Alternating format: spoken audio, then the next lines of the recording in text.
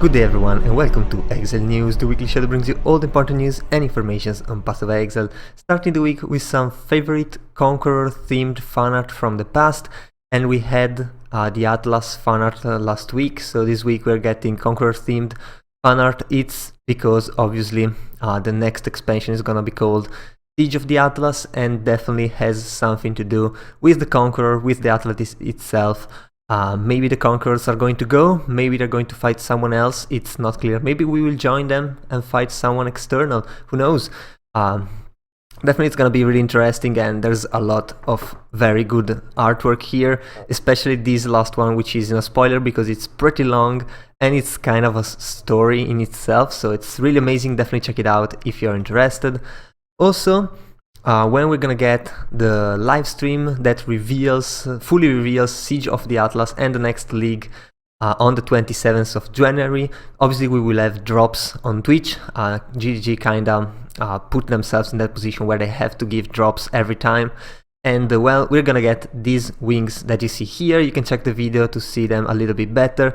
Honestly, I'm not very much a fan of wings. They kinda clutter the whole screen and don't really look that amazing, honestly. Still, it's free MTX, and who knows, maybe one day some armor will just look good with this. Also, when PoE2 hits, all of these MTXs are going to be reworked into PoE2 graphics, so they might be much better. They might have physics or different physics because they already have physics right now. So definitely really interesting, and I mean, just get it. I mean, you're gonna watch the live stream anyway, so just take the wings as well, I guess. Also, we got some core supporter concept art, and this time it's for the nullifier, which looks absolutely amazing in the art here. I'm not sure how it looks in the game, but this fan art is absolutely great. And well, I mean, they really have a thing for glowing empty chests, I guess. But I don't know, I really like this armor set. Definitely looks really good, and will also make for a great monster, I guess. But I don't know, the portal fan art is also really nice. Not as much these two here. I feel like the body is way too big for the head, but this one in the middle is definitely the way to go. Anyway, we also finally got the name reveal for the Challenge League, and I mean, it's not seeable now. You can just check the video, I guess.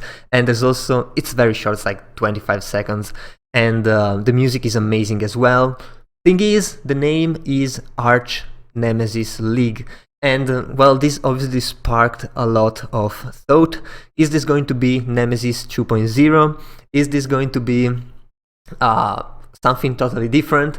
We don't know yet, but well, it's unusually long for a name. Usually they're like delve, really short things, but this is gonna be amazing, that's for sure.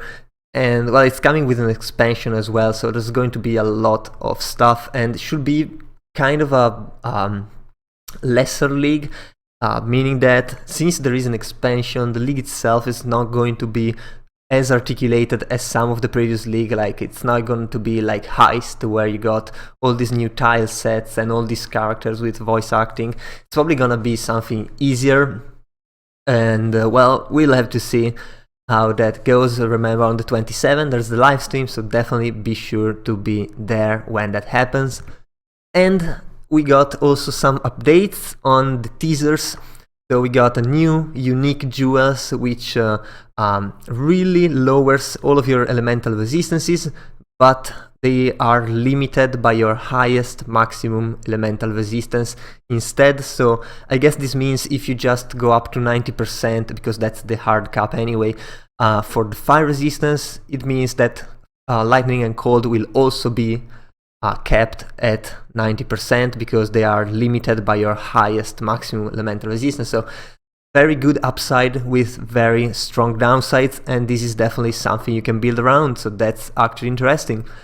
Also, your map stash tab, if you are one of those 1%ers that actually get to D16, Helder, and the crazy Shaper, Conqueror maps and all these kind of things, there are specific map tabs for those. Although, not sure this is limited to higher level maps.